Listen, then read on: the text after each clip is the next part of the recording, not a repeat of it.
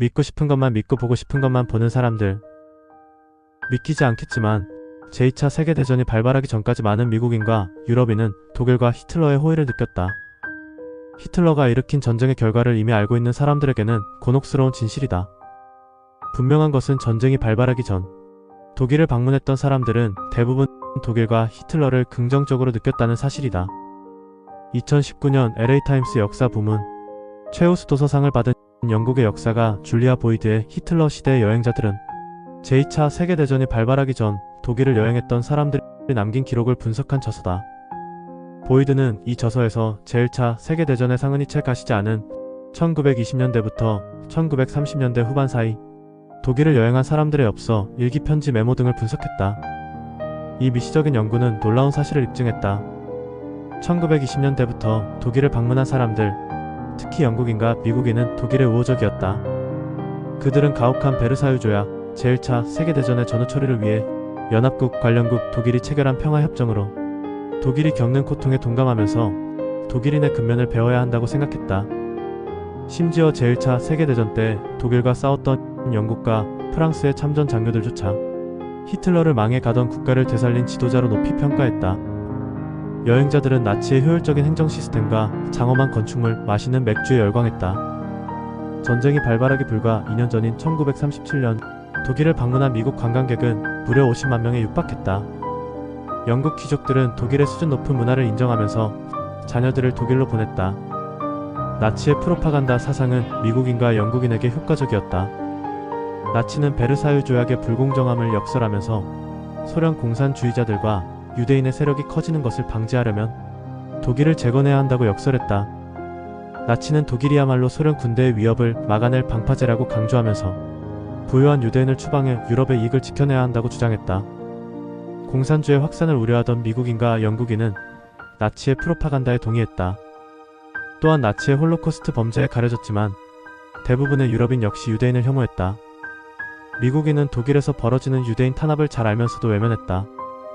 그들은 독일의 유대인 탄압을 문제 삼는다면 미국 내 흑인 차별도 비판받을 것이라고 우려했다. 다른 시각에서 보면 나치는 이미 세계에 만연했던 차별과 혐오의 정서를 신속하게 행동으로 옮겼을 따름이다. 제1차 세계대전 최대 피해국이었던 프랑스의 문인들도 독일의 우호적이었다. 프랑스 작가 앙드레 지드는 베르사유 조약의 가혹함을 지적하면서 독일을 응원했다. 1937년 노벨 문학상을 받은 프랑스 작가 로제 마르탱 디가르는 다음과 같이 말하면서 독일을 극찬했다. 독일에서는 새로운 사람, 미래의 사람이 만들어지고 있다. 과거와 미래, 개인주의와 사회주의를 종합하는 새로운 유형의 사람이 생겨날 것이다. 벨기에 추리작가 조르주 심농은 베를린을 방문했을 때 히틀러와 같은 엘리베이터에 탑승한 경험을 이야기하면서 베를린에 매혹됐다.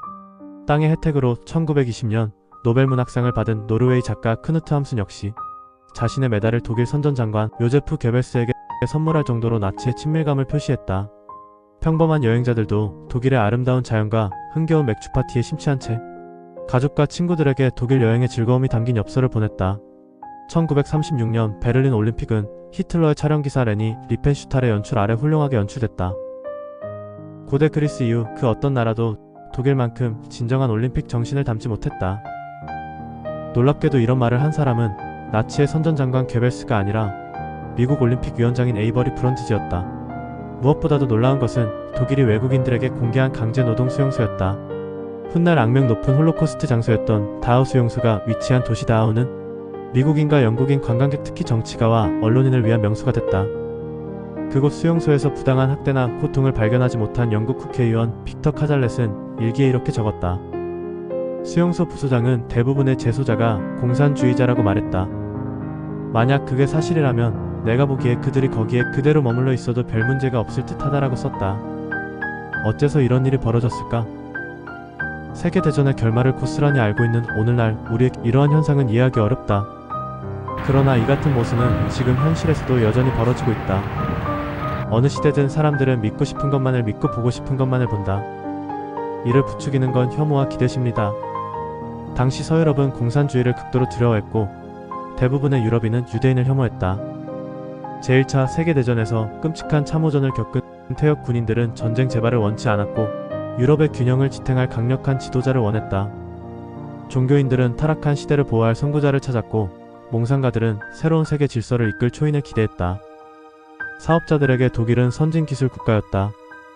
예술가들에게 독일의 대도시들은 선진적인 문화가 꽃피우는 곳이었다. 당시 유럽의 이상주의자들에게 독일은 무척 매력적이었다.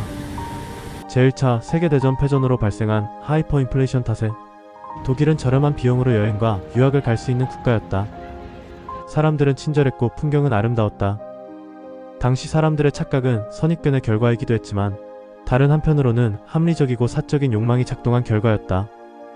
최초로 대서양을 비행기로 횡단한 찰스 린드버그와 미국 작가 토머스 울프는 독일을 여행하면서 나치의 위험을 간파한 몇 안 되는 사람이었다. 그러나 그들의 시선은 제한적이었다. 몇몇 외교관은 나치의 위험을 알리고자 노력했으나 대다수의 사람은 독일거리에 넘쳐나는 제복과 깃발, 하일 히틀러라는 고함을 들으면서도 그것을 대단치 않게 여겼다. 이 무심함은 훗날 커다란 비극을 낳았다. 1938년 영국과 프랑스는 미넨 회담에서 히틀러에게 체코슬로바키아의 수데텔란트를 양도했다. 나치의 프로파간다에 속은 당시 유럽인은 어리석음의 대가를 비싸게 치러야 했다. 히틀러 시대의 여행자들은 한 시대의 진실을 현장에서 읽어내는 것이 얼마나 어려운 것인가를 깨닫게 해준다. 인간은 언제나 자신이 보고 싶은 것만 보고자 한다. 구독과 좋아요 눌러주시면 큰 힘이 됩니다.